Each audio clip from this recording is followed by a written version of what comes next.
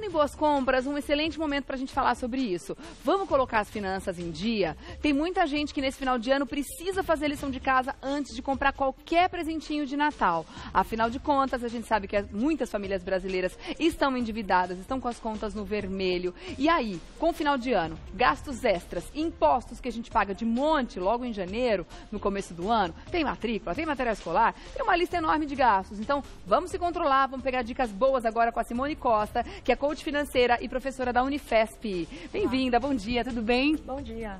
Bem-vinda de novo ao Revista, né? Obrigada. Tempo que você não vem conversar com a gente. Aliás, conversa boa essa, né? Interessa a todos. Sim. Como eu falei no começo do programa, você tá com as contas no azul? Parabéns. Parabéns, né? Faz parte de um seleto grupo de pessoas que se controla, né? E que coloca tudo ali na ponta do lápis. Se você não tá, o que é infelizmente o caso da maioria, inclusive muita gente, até por motivo de força maior, porque está sem emprego há um tempo, tá difícil conseguir equilibrar as contas. Por outro lado, a gente vê aqui um dado que diz que 23% dos trabalhadores devem usar o 13º para presentes de Natal. Então, com esse dado a gente se preocupa um pouco, né? Porque vendo o nível de endividamento do brasileiro hoje em dia, que alerta você faria para essas pessoas, Simone? Você tem dois lados aí. Ou as pessoas deixaram a educação financeira na gaveta, né?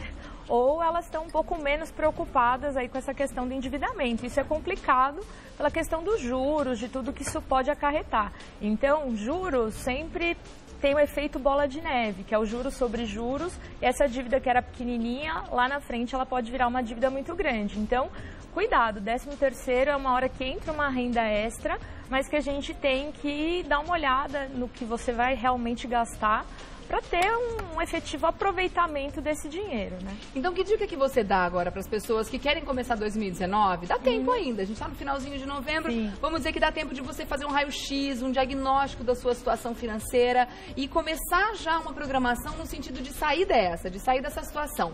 Que dica que você daria para as pessoas começarem a fazer isso para tentar chegar em 2019 melhor? Então a gente tem aí agora entrando festividades, Natal, presentes, um monte de rotinas diferentes, férias, né? O ideal é a gente sempre se planejar, procurar ter antecipadamente uma lista ou pelo menos detalhar um pouquinho aqueles gastos que você pretende ter, quanto que você pode gastar com cada coisa, porque é isso que vai garantir que você tenha um bom aproveitamento do dinheiro. Então, a dica sempre é o planejamento. E não é necessariamente isso significa ser uma planilha ou alguma coisa que você precisa gastar um enorme tempo fazendo um monte de contas. Mas, no mínimo, saber quanto entra e o quanto precisaria sair é básico para a gente ter aí um bom aproveitamento desses recursos. Tá certo. Vamos lá, então a gente fez uma listinha de algumas perguntas, algumas dúvidas que o pessoal de casa mandou pra gente em várias situações e a gente vai colocar aqui na tela e a Simone vai responder se é verdadeiro ou falso. Vamos lá? Vamos lá. A primeira, na tela. Melhor opção de pagamento para as compras de final de ano é o cartão de crédito? Verdadeiro ou falso, Simone? Falso. Falso? Falso. Assim, o cartão de crédito é um meio de pagamento que, se as pessoas souberem usar, pode ser muito interessante, né? Porque ele te posterga a data do pagamento. A questão é que ele tem algumas armadilhas, né? Então, a gente acaba parcelando muitas compras, ou então você acaba não pagando o total do valor da fatura porque você não se planejou direito, e aí pode virar um problema, tá? Os juros do cartão são terríveis São também. terríveis. Então, assim, a melhor opção de compra sempre é pagar à vista. Por quê? Porque à vista você pode ter desconto, você pode negociar, pode pechinchar. O poder de barganha aumenta muito quando a gente tem o dinheiro na mão, né? Sim, sem com dúvida. certeza. Então, à vista sempre é a melhor opção. E outra, né? Você não está comprometendo a sua renda futura. Então, cartão de crédito só é uma boa opção se a gente tem planejamento. Se não tem, ele acaba sendo uma furada. Então é um bom recurso para as pessoas que são controladas. Exatamente. Se você já tem alguma disciplina, pode ser um bom recurso. Se não, é melhor sair dessa armadilha. Tá certo, então. Vamos para a pergunta 2, a segunda dúvida aqui do nosso assunto de hoje. Cheque especial pode ser utilizado como complemento da renda mensal? Ai, super falso. Nossa, que armadilha isso, né? Super falso. Até saiu uma legislação esse ano falando que os bancos têm que detalhar separadamente o cheque especial das outras contas. Por quê? O que acontecia? Muita gente considerava aquilo como um extra, né, do seu salário. Até porque no próprio saldo, eu não sei se isso mudou de um tempo para cá, Mas no próprio saldo os bancos faziam isso com a gente, essa pegadinha, né? Acho que ainda fazem. Meio que induzia a gente ao erro, Exato. né? Coloca ali o saldo disponível, o limite logo embaixo, daquele limite que eles dão, mesmo sem a gente pedir, aquele montão de dinheiro. E colocam uma soma no final do que você tem, mais o limite que ele te deu. E aí você conta aquilo como um dinheiro que você tem. Gente, isso é uma armadilha enorme. Sim. Muita gente cai nessa, né? Principalmente porque o crédito que vem muito fácil, a lógica é que ele tenha mais juros. Então, pensa comigo, ninguém presta dinheiro sem saber os antecedentes do pagador.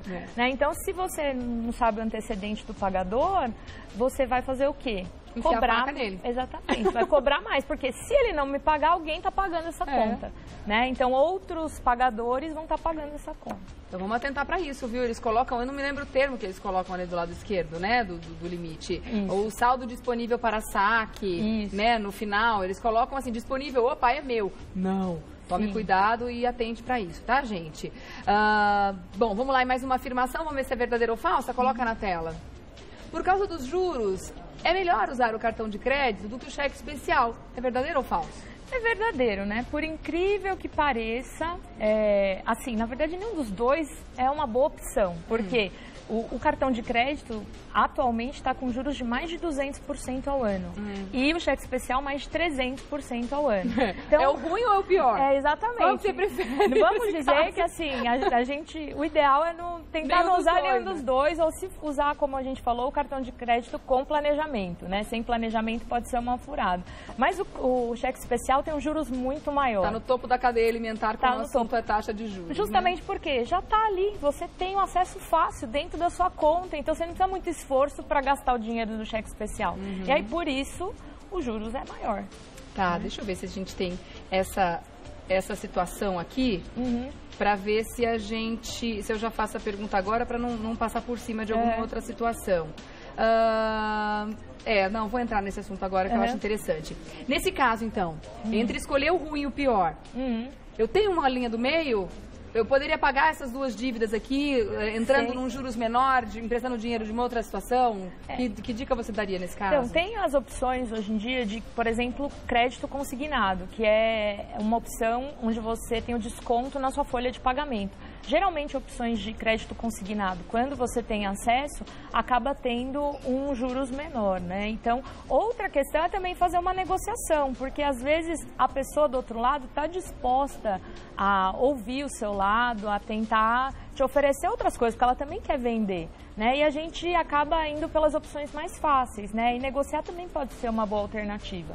Porque esses juros abusivos, eles comem a gente pelo pé, né? Então é melhor que você empreste então dinheiro de uma financeira que tem juros muito mais interessantes, pague essas dívidas, saia do cheque especial, não fique pagando o mínimo do cartão de crédito e concentre tudo num lugar só. Hoje em dia tem também as fintechs, né? Que são opções de financiamento com um crédito bem mais baixo, porque ela geralmente é uma startup da área financeira que não tem toda aquela estrutura de um banco, onde você precisa de um monte de funcionários, de prédios, de agências, e aí ela consegue te oferecer recursos por um dinheiro bem menor.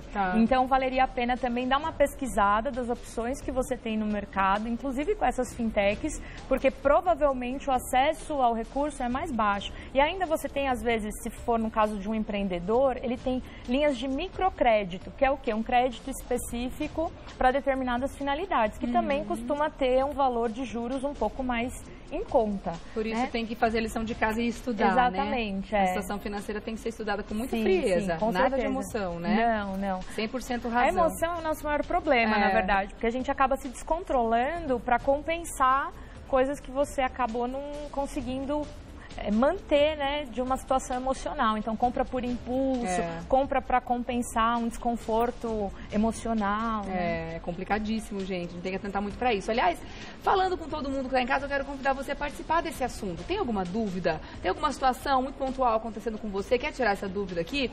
@Revista da Cidade. Você pode entrar no post lá escrito prestação de serviço, ciladas de liquidações de fim de ano e fazer a pergunta para Simone, tá bom? Ela responde para você aqui no ar, ao vivaço. Vamos lá, mais uma afirmação, ver se é verdadeira ou falsa, Sim? Vamos lá, pode colocar na tela. Só se deve guardar dinheiro quando ele sobrar no orçamento, verdadeiro ou falso? Falso. Eu sabia que você ia falar isso, claro. Se a gente esperar sobrar, sobra. Vamos lá, telespectador. Nunca. Se a gente esperar sobrar, sobra. Nunca vai sobrar. Dinheiro na mão é vendaval, né? Com certeza. Então, tem que realmente... a gente até costuma dizer, para você criar uma disciplina, cria uma conta com o seu nome, né? Então, no meu caso, coloco lá Simone... minha conta, né? E aí aquelas com cadeado que a gente não pode mexer, né? Exatamente. Se não TTT, a pessoa vai lá e dá uma Você tem uma dívida com você mesmo, e aí você começa a poupar. Agora, se a gente esperar sobrar, sem pensar nisso antes, nunca vai sobrar. Então, a mentalidade tem que mudar no sentido de o investimento que a gente fizer, por menor que ele seja, vai guardando, sei lá, 50, 100 reais por mês, ele tem que ser um compromisso mensal. Sim. Ou semanal, de acordo com o que a pessoa estipular, quinzenal, enfim. Sim. Ele tem que entrar no custo da casa, ele tem que entrar no custo de vida. Para conseguir guardar dinheiro e ter alguma coisa um dia. Sim, se a gente, na verdade, não tivesse a disciplina, a chance da gente conseguir fazer uma poupança, seja para realizar um sonho, ou ter uma previdência, ou enfim, outras coisas, a chance é muito baixa, porque na real nunca Previdência sobra, é uma boa, né? Então. Previdência é uma boa. Geralmente a previdência, para quem não tem disciplina de poupar e tem preocupação hoje em dia com envelhecimento. E a gente não sabe o que vai acontecer com a Previdência Social. Exatamente, né? Já estamos na geração que provavelmente terá mais dificuldades para se aposentar. Então a gente tem que começar a pensar nisso. Tá certo, legal. Então, gente, vamos colocar nos custos aí aquele guardadinho para realização dos sonhos a longo prazo, a médio e longo prazo, né? Vamos colocar mais uma afirmação aí na tela. Quitar as dívidas deve ser prioridade ao receber o 13º salário, verdadeiro ou falso? Super verdadeiro, né? A ideia é que o 13º salário seja uma renda extra que a gente consiga usar para se livrar dos juros, né? Então, não faz sentido você ter aquele dinheiro na conta ou na poupança e estar pagando uns juros muito mais altos. E uma outra questão que a gente tem também são, se você já pagou suas dívidas, sobrou um dinheirinho, se precaver para as contas de janeiro, né? Então, a gente até tem aí na tela algumas contas que acabam colocando aí um espaço grande no nosso orçamento, ó, em janeiro. IPVA, IPTU, renovação de matrícula e material escolar. As dolorosas de janeiro, né? Sim, para quem tem filho nessa idade é terrível. Mais um pouquinho aí, ó, uniforme. Compras penduradas do Natal. Então, assim, você falou... que a gente parcelou. Cabia no bolso, tal, vou comprar agora, porque o cartão eu pago só o mês que vem, em janeiro vem a conta, né? Férias escolares, então tá todo mundo em casa. Tem gente pagando parcela da Black Friday. Exatamente. Então, férias escolares, as crianças estão em casa, então mesmo que você não vá viajar, você acaba indo no cinema. Gente, e cinema tá super caro, vai comprar pipoca pra você ver, é um passeio tanto. E até tem pessoas que têm seguros que renovam nessa época também, então você tem um gasto adicional também em janeiro, né? Então você vê que são muitas contas e se a gente não tiver um mínimo planejamento, a gente acaba sendo pego de surpresa por essa avalanche de recursos que vai ser cobrado da gente, né? Então tem que realmente ficar atento com isso. E analisar bem para onde vai esse 13º, né?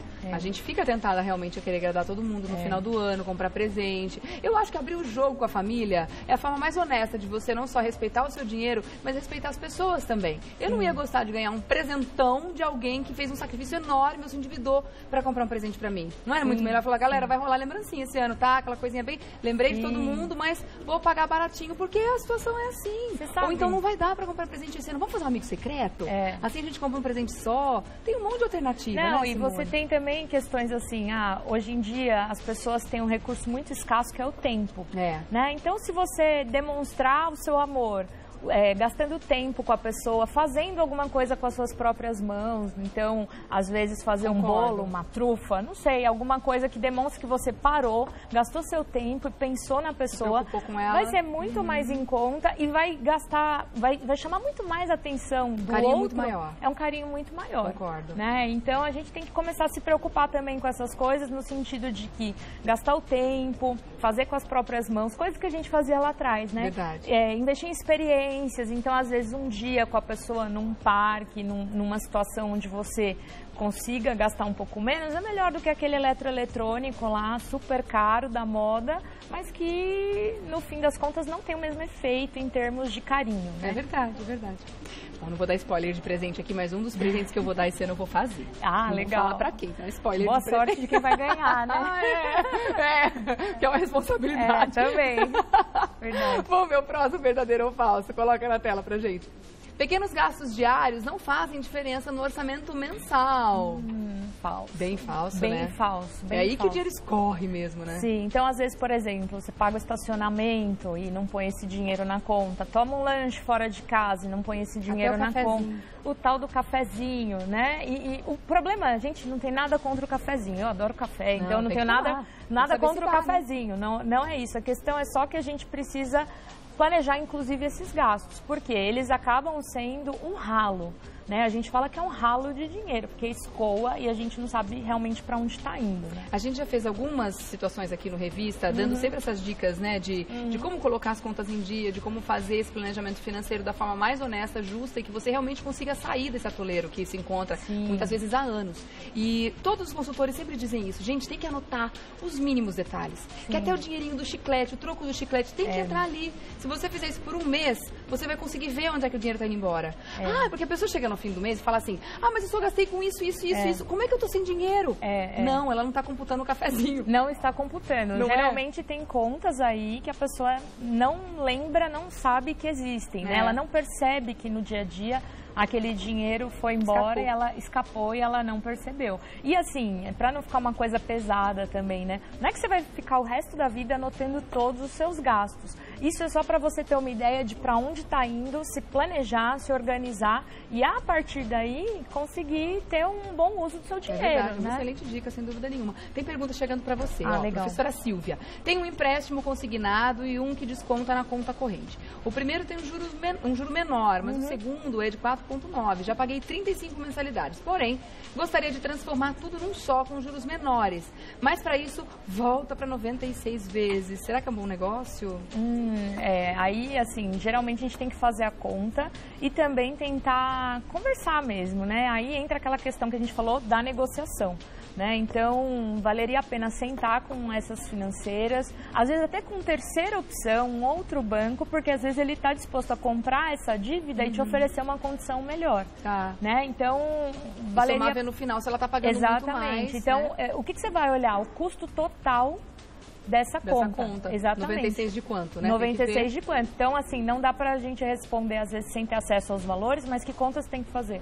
Olhar o custo total de cada dívida e se ainda ficar pesado, se ainda ficar por muito tempo, procurar outra opção para ver se você consegue renegociar e, de repente, ter uma situação mais interessante em termos de juros, já que está dando a entender que ela está querendo antecipar, né, o pagamento. Antecipação sempre traz os juros para menor. Que pode ser uma boa, dependendo do caso. Sim, exatamente. Claro. Vamos lá, então, mais um verdadeiro ou falso na tela? Se a parcela couber no bolso, você pode comprar. Verdadeiro ou falso? Falso. Essa é uma pegadinha que todo mundo cai. Por quê? A gente acha assim que é só R$10, é só R$20. Né? E aí de 10 em 10, 20 em 20, no final você tá com a sua renda toda comprometida, pagando parcelas, né? Então tem que tomar muito cuidado com isso. Uma outra coisa que você tem que tomar cuidado também nesse assunto é com o custo total das coisas que a gente adquire. Então você compra um carro e a parcela cabe no meu bolso. Só R$300 por mês. Mas aí você esquece que tem estacionamento, tem seguro, tem o pneu que fura e você tem que comprar outro. Enfim, a gasolina que a gasolina, só que não. Ou seja, IPVA, né? Tem vários gastos que acabam vindo nessa conta. E o custo total do carro também a gente tem que levar em consideração, porque para a parcela virar R$300, ela está esticada, né? Ao máximo que a financeira pode fazer e com juros altos também. No final você paga 3 carros, a verdade é essa. É verdade. Outra situação, por exemplo, uma viagem. Ótimo viajar, adoramos viajar, ninguém tem dúvida disso.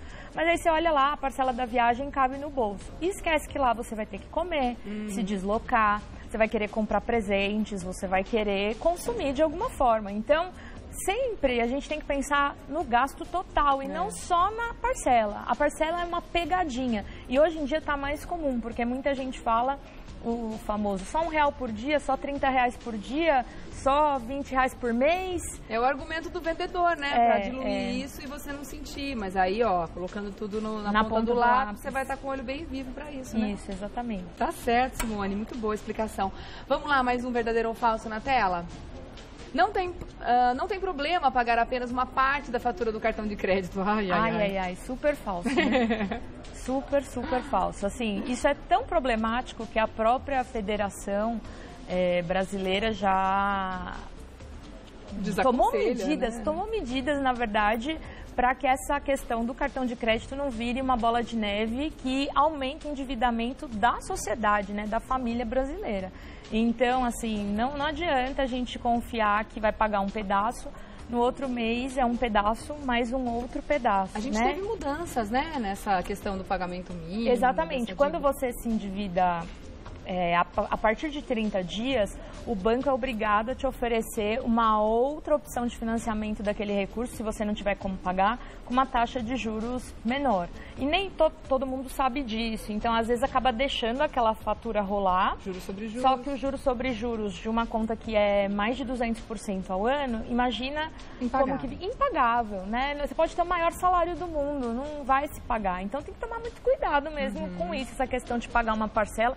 E hoje também, pelas novas regras, não existe essa questão do pagamento mínimo. Você que define o percentual que você vai pagar, né? Então, em tese, não deveria existir um limite para você fazer o pagamento. Isso pode ser bom ou pode ser ruim, porque se você não está disposto ou tem condições de pagar tudo, você pode deixar toda a dívida rolar e é mais complicado ainda. Então, como é que ficou, assim, para o pessoal entender essas mudanças, o principal do que mudou com relação a essa questão de pagamento de parte da fatura do cartão? Então, a gente não tem mais a sugestão do pagamento mínimo, a gente pode pagar o quanto quiser daquela fatura. A gente pode pagar o quanto quiser daquela fatura. E aí o que a gente está indicando aqui é, pague o valor total. Por quê? Independente do quanto você pagar, o que sobrar vai rolar um juros muito grande para o mês seguinte. Então tem que tomar muito cuidado. Cuidado que a regra nova pode ajudar, mas ela pode atrapalhar muito. Exatamente. Na verdade, assim, é uma boa intenção essa regra nova, porque ela pensa em diminuir o endividamento geral das pessoas, mas nem sempre isso funciona. Gente, continue mandando perguntas aqui, tá? A gente continua aqui com esse assunto que está rendendo muito, afinal de contas, muitas são as dúvidas quando o assunto é educação financeira, já que infelizmente a gente não tem isso nas escolas, eu defendo tanto que a gente deveria ter, né? Para saber lidar com o dinheiro, seríamos muito mais felizes, menos preocupados e menos estressados, sem dúvida nenhuma, né, Simone? Sim. Vamos colocar mais um verdadeiro ou falso na tela? E a gente continua interagindo com você aqui através do nosso Insta, tá? Para manter as finanças saudáveis, é importante planejar. Verdadeiro ou falso?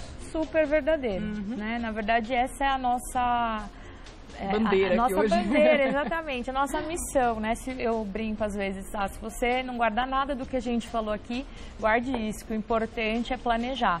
Por quê? No planejamento a gente antecipa problemas, né? A gente antecipa situações onde você eventualmente pode não ter recurso.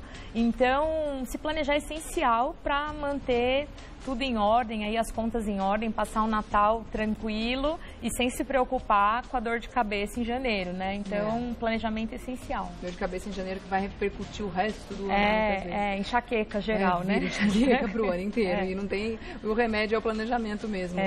A Cláudio circulando, ele tá aqui na sua torcida, já virou fã. Simone.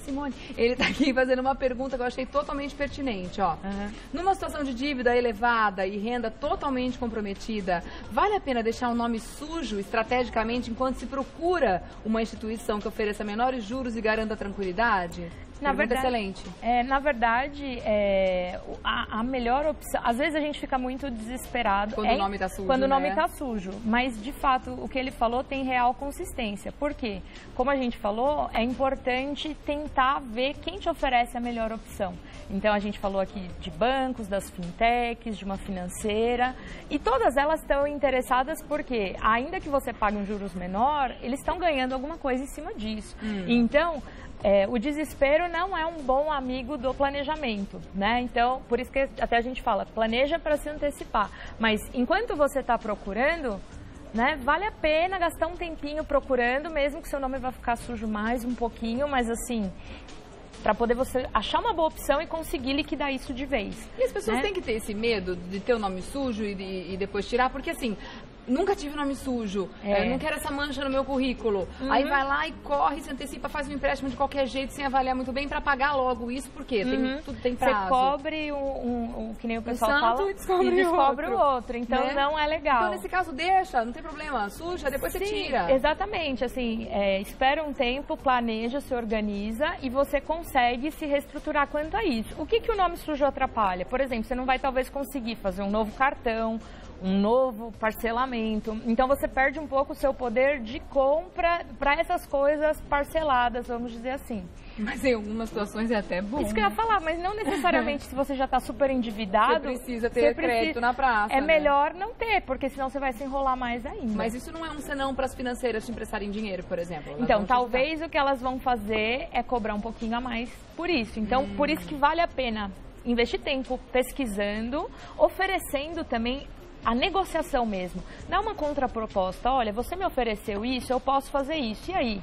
Se aceita? É viável, né? Então, a negociação, ela é parte fundamental desse processo, porque às vezes não é só sentar lá e aceitar o que te oferecerem. Às vezes você pode também oferecer alguma coisa. Todo mundo está interessado nessa questão, né? O banco, a fintech, seja quem for, vai estar ganhando alguma coisa com isso. Você não está fazendo nenhum favor para ele ou eles para você, né? É uma relação de troca, onde você está dando algo e recebe algo. Exatamente. Fabi, eu vou passar a pergunta para ela, para a Simone, mas eu não sei se ela vai conseguir captar o que você disse, senão eu vou pedir para você refazer e elaborar a pergunta, ó.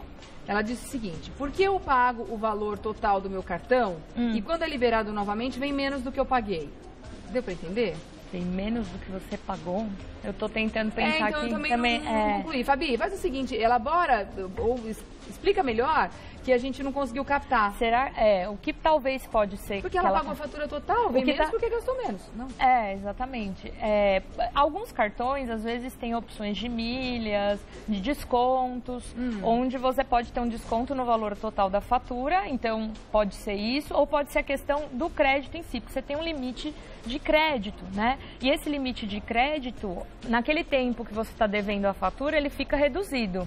Então, talvez seja isso que ela quis dizer. Por um período ali entre o pagamento da fatura ou não, ela não tem o limite ampliado até a financeira ou o banco reconhecer esse pagamento. Então, pode ser isso. Na verdade, é um delay de tempo, porque nem todas as empresas têm sistemas eficientes o suficiente para reconhecer seu pagamento e já te liberar o mesmo limite na hora, né? Outra condição que pode acontecer, eles vão dando pra gente também limite sem a gente pedir, não é isso? Mas ao mesmo tempo, se você também não corda pra você se enforcar. Se você também, por algum motivo, não está sendo um bom pagador, isso também pode estar sendo reduzido. Então, pode ser também essa questão. Quis dizer isso, porque ela paga tudo e mesmo assim o limite vem menor. Exatamente. Então, a gente também não tem o limite pode que a gente quer. Você comentou. Tá certo.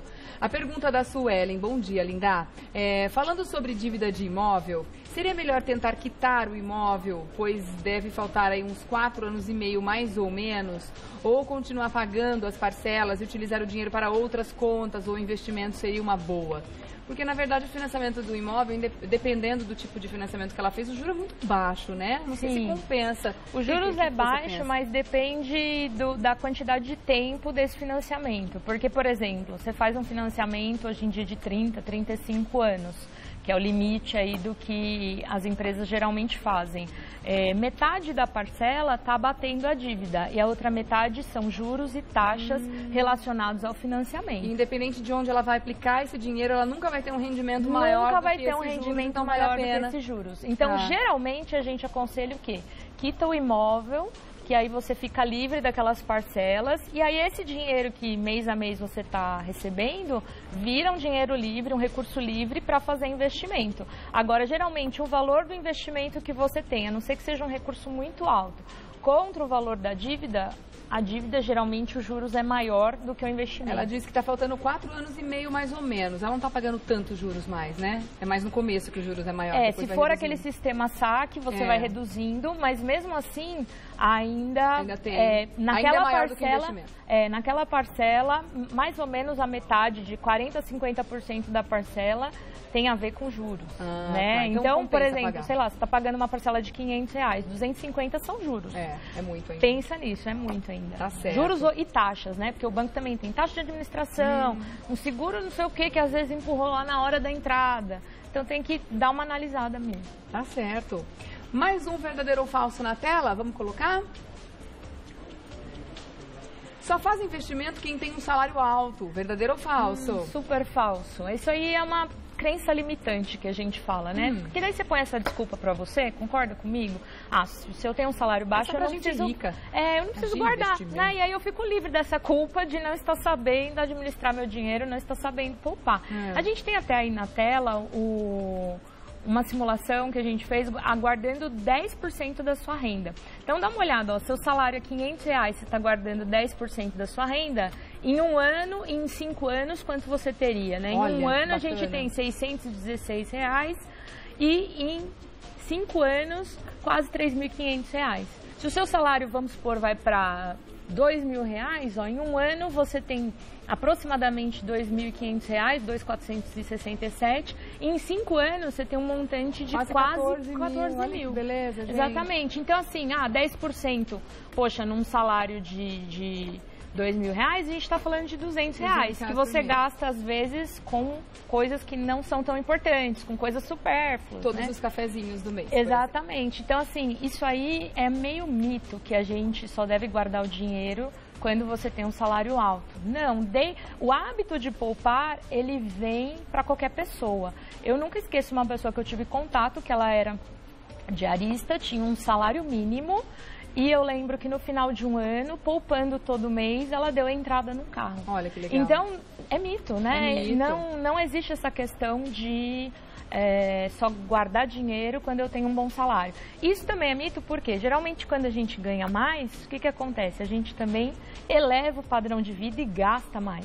Então, se não sobrava quando você ganhava 1.000, pode ser que também não sobre quando você ganha 10 mil. Pra quem não se planeja, a pessoa pode ganhar 1 milhão por mês. Exatamente. Ela vai gastar 1 milhão no mês. Se você não faz aquela dívida com você mesmo, provavelmente... É verdade. Né? E se a gente olhar bem para essa conta, no final de um ano, você tem mais que um salário. Sim, você está fazendo o seu 13º, 14º salário. 14º no final do ano. Ainda mais se você for profissional liberal que não recebe 13º, é mais importante ainda você se programar para isso. Um dinheiro de emergência, para alguma coisa que você não estava esperando, né? Enfim, ou até mesmo para o consumo, né? Eu acho que ter alvos e sonhos é saudável para todo mundo e até ajuda a gente a poupar e a consumir com consciência. É necessário, né, inclusive. Sim. Vamos lá para mais um verdadeiro ou falso na tela. O banco não pode cortar o cheque especial do correntista. Verdadeiro ou falso? Falso. Pode. Mas ele dá, mas ele pode tirar se ele quiser. Na verdade, é dele, né? Exatamente. Na verdade, o que está acontecendo? É um recurso que ele está... É um empréstimo, né? O cheque especial, no fundo, é um empréstimo, só que ele vem muito bem apresentado logo abaixo da sua conta. Então, a gente acaba não percebendo que é uma concessão do banco, que é um empréstimo, que dependendo da sua credibilidade em termos de pagamento e até das próprias políticas do banco, que às vezes podem mudar em função de diretrizes do Banco Central ou da própria instituição, isso pode mudar. Então, a gente fica muito confiante naquilo que já está estabelecido e essas coisas podem mudar, né? Não existe segurança nessa questão, tem que tomar muito cuidado.